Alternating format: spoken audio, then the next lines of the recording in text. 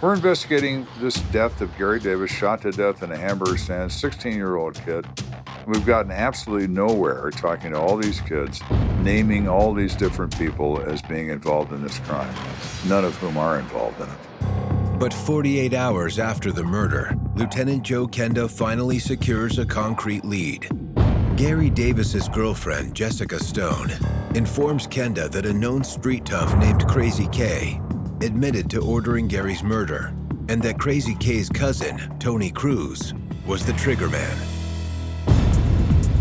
Armed with this new intel, Kenda sets out to track down the two young men. He gets a bead on Tony first.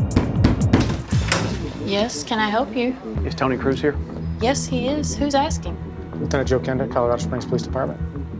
Anthony, can you come here, please? Cousin Tony is like 13. He weighs about as much as a table lamp. You know Gary Davis? No, I don't. He was killed 2 nights ago at the hamburger stand. And we hear you are responsible. No, sir, I promise I didn't do anything. His bravado melts away, and he becomes what he is. He's a scared little kid. Where were you 2 nights ago? I was with my friends, Jimmy Lawson and Lenny Dane. You know their phone numbers? Yes, sir. Write them down for me, please.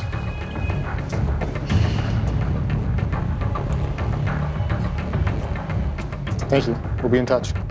We can establish Tony's whereabouts on the night in question quite well, and he is not involved in the event because he couldn't be. He was nowhere near the hamburger stand when those shots were fired. Dispatch to Kenda. Dispatch confirms that Crazy K, who is actually 27-year-old Kenneth Charles, wasn't even in the state of Colorado the night Gary Davis was killed. So all of this business, this Crazy K stuff and Tony stuff, is all part of this rumor mill on the street, none of which has any meaning. So we are spinning our wheels. I've dealt with rumor, I've dealt with bravado. I need to deal with something that is real. And so far, I don't have anything that's real. With no viable leads to go on. Come in. Here's a Crime Stoppers file you asked for. Okay, then. Looks like it's gonna be a long night.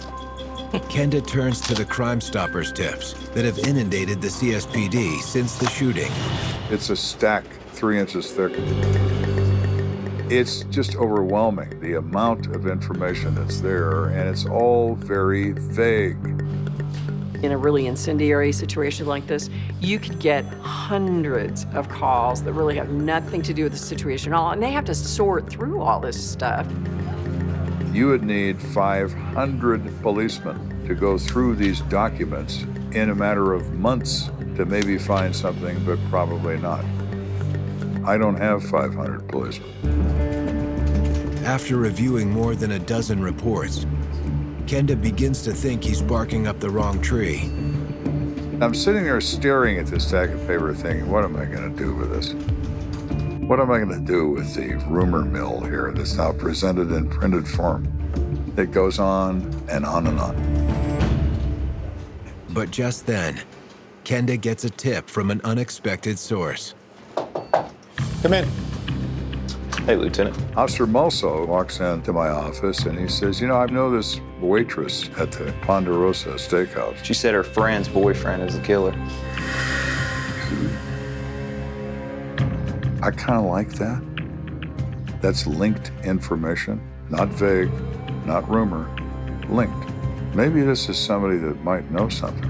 Where do we find this waitress? I think she's working right now at the Ponderosa on Union. Let's go get some steak.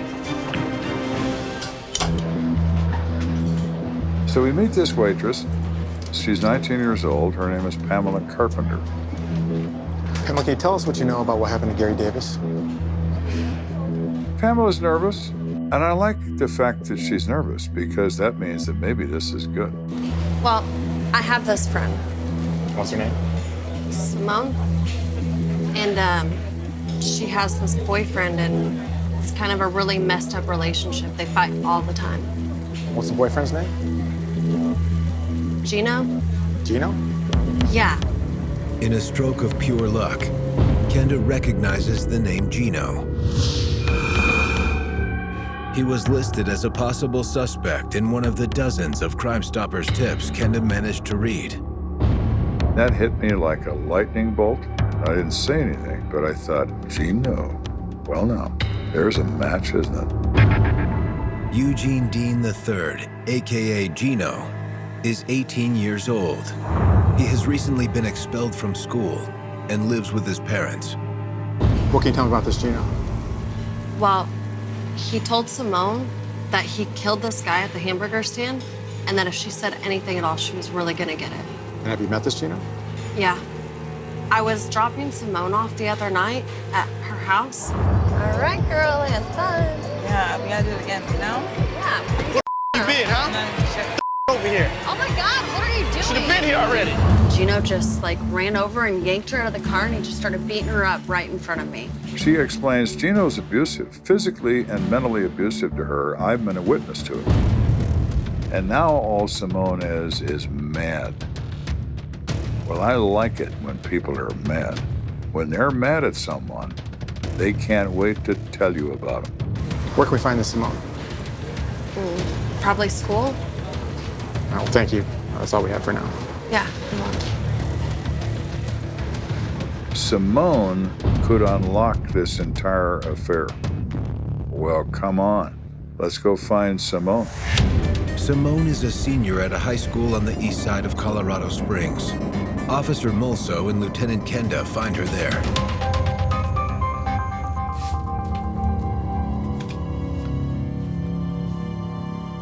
Simone, this is Lieutenant Kenda from the CSPD. He has a few questions for you. Hello, Simone. We're investigating the shooting at the hamburger stand. You know anything about that? No, I don't really remember too much from that night. Simone is a kid that doesn't talk to adults. Very vague, very standoffish. We've already talked to Pamela. She told us everything. Now we want to hear it from you. Mulso knows her well enough to say, look, Simone, we don't have time for the game. Game's over. She starts to cry. This is not a good thing, but we're getting somewhere. And I said, okay, so Gino's involved in this, right? Yeah, and there's other people too. Oh, yeah? Then, Simone says something that catches Kenda's attention. There was this guy with this purple hat.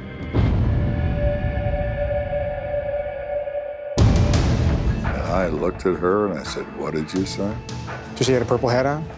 Yeah, it was definitely purple. You really do know, don't you? Simone is who I've been looking for. Up to this point, we've been driving a Volkswagen Bug. Simone has just given me the keys to a Ferrari.